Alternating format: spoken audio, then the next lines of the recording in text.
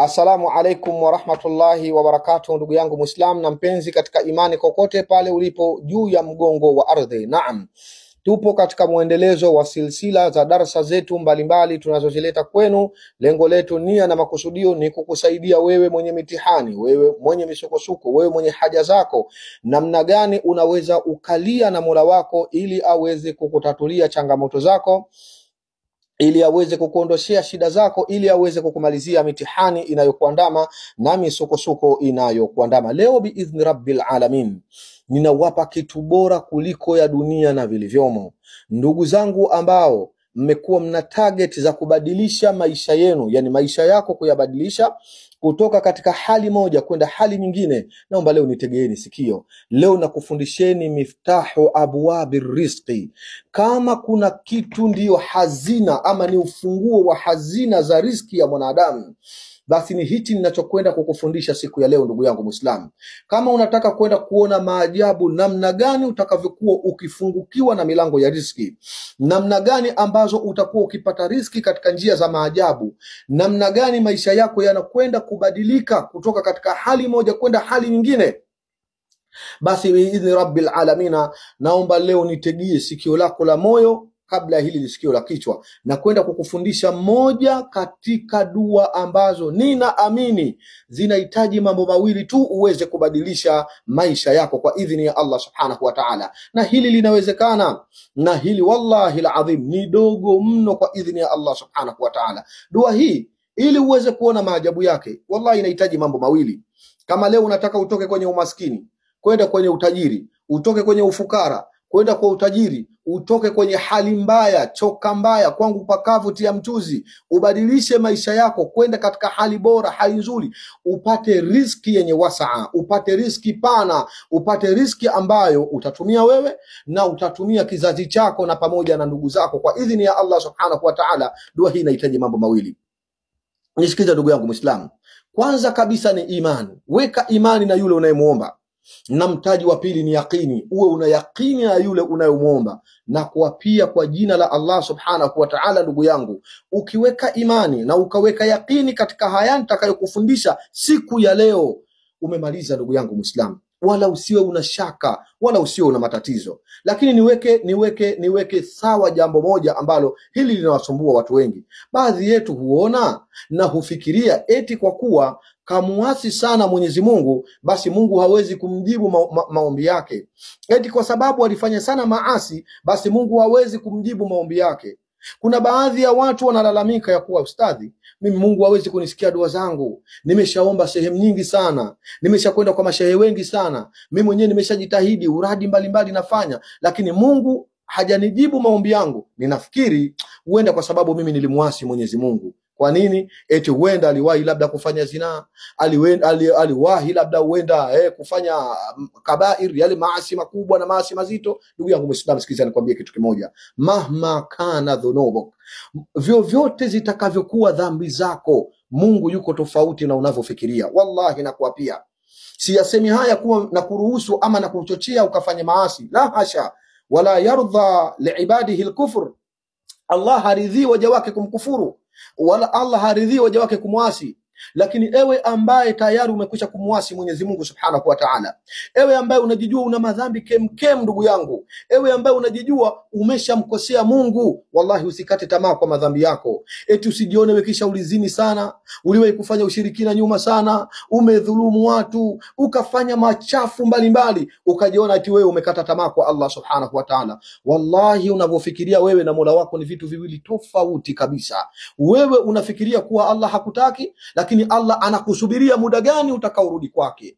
Usiangalie madhambi yako uliyoyatenda ndugu yangu Muislamu, wala usiangalie makosa uliyoyatenda ukamhukumu Allah kuwa hawezi kukujibu maombi yako, hawezi kukukubalia maombi unayoyaomba eti kwa sababu ulimuasi sana. Wallahi Allah anakutaka urudi kwake. Qul li ibadi alladhina asrafu ala anfusihim, ewe Muhammad sema na waja wangu waliofanya israfu ya nafsi zao. Israfu ni nini ndugu yangu? Ni matumizi mabaya, yani wametumia neema zangu vibaya, wameniasi sana, wamefanya maasi mengi, wamefanya maasi mazito. Ndugu yangu Muislamu, wewe pamoja na maasi yote uliyofanya, haujawahi kusiku ukasimama ukawaita watu ukawaambia ana rabbukumul a'la, mimi ndio Mola wenu mkuu.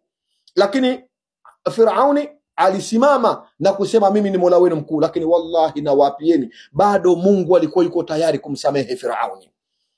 Vipi asikusamehe wewe eti kwa sababu umezini? Vipi asikusamehe wewe eti kwa sababu umeiba? Vipi asikusamehe wewe eti kwa sababu uliangalia haramu? Vipi asikusamehe wewe eti kwa sababu ulifanya madhambi mengine mbalimbali, ulidanganya, ulisengenya? Kwa nini Mungu asikusamehe? Allah anakusamehe na anakutengenezea mambo yako. Allah anakusubiri tu urekebishe katika nafsi yako na umwekee dhana njema, alafu uone anavyokwenda kukutengenezea maisha yako. Ndugu yangu uliyefanya maasi, ndugu yangu uliyefanya madhambi mbalimbali, hakuna kukata tamaa ndugu yangu Muislamu. Wala usikate tamaa, wala usirudi nyuma, wala asikukatishe mtu tamaa ukarudi nyuma ukasema mimi kwa madhambi niliyofanya Mungu hawezi kunitaka tena. Wallahi Allah anakutaka leo kesho, anakutamani tu urudi kwake, alafu utaona nini atakachokufanyia.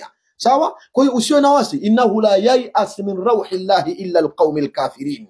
Kwa hakika hali ilivyo hakati tamaa ila mtu aliyekufuru. Waliokufuru ndio wanakata tamaa. Wewe kwa nini ukate tamaa ndugu yangu Muislamu? Bado uko mzima, uko hai. Tena angalia msamaha wa Mungu ulivyokuwa una maajabu. Allah anasema faulaika yubaddilullahu sayyiatihim hasanat. Wewe unaogopa kurudi kwa Mungu eti kwa sababu umezini sana? Eti kwa sababu ulisema uongo sana? Eti kwa sababu ulidanganya sana? Eti kwa sababu uliua nafsi za watu duniani? Eti kwa sababu ulifanya ushirikina duniani? Allah anasema ukitubia kwa Mungu yale madhambi, kama ulikuwa na bilioni 10 za madhambi, Mungu hazifuti tu zile bilioni 10, anazigeuza zinakuwa mema yako. La ilaha illa Allah. Jamani, kuna jambo bora kama hili?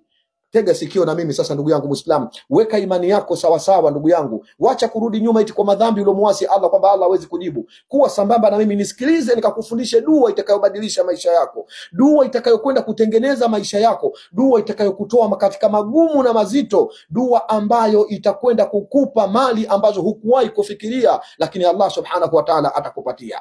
Dua hii ndugu yangu Muislamu na mpenzi katika imani, namna gani unafanya? Ni baada salati al-maghrib. Wallahi nawapieni ndugu zangu, wapenzi wangu, laiti mngalijua uzito wa kipindi cha baina ya maghrib na isha pale, baada ya swala ya maghrib, mngejua kuna mambo gani yanapatikana pale, msingaliacha hata siku moja kumuomba Mola wenu. Sasa unapomaliza kusali salatul maghrib, umemaliza kusali swala ya maghrib, utasoma suratul Fatiha 7.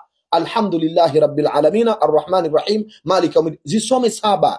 Baada ya kumaliza hizo, msalie bwana mtume Muhammad sallallahu alayhi wasallam mara 7. Baada hapo inua mikono yako hii juu. Ndugu yangu Muislamu nitizame, inua mikono yako hivi juu, alafu mwambie Allah subhanahu wa ta'ala dua hii nitayokusomea hapa. Mwambie Allahumma ya qadhi duyun min khizanatika bainal kafi wan nun iqdhi anni wa an kulli madyun. Narudia tena, Allahumma ya qadhi duyun min khizanatika bainal kafi wan nun iqdhi anni wa an kulli madyun. Narudia tena kwa mara ya 3. Sikiliza dua hii ndugu yangu mpenzi wangu unayenitazama. Allahumma ya qadhi duyun min khizanatika bainal kafi wan nun iqdhi anni wa an kulli madyun. La ilaha illa Allah. Dua nzito hii ndugu yangu Muislam. Kama kuna dua inateketeza umasikini, kama kuna dua inateketeza ufukara, kama ni kuna dua inateketeza hali ngumu za mtu, basi ni baada ya magharibi mtu kumsalia mtume mara 7, kusoma suratul Fatiha mara 7,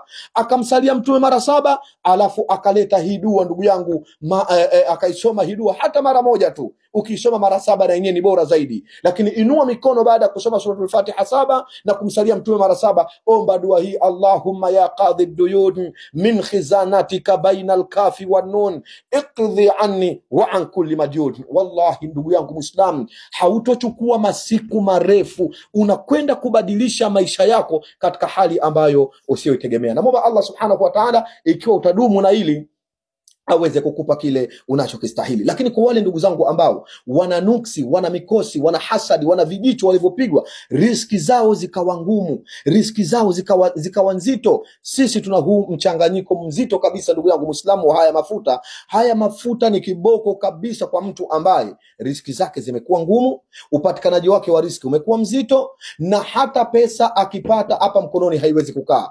Alaika bihadhihi zait.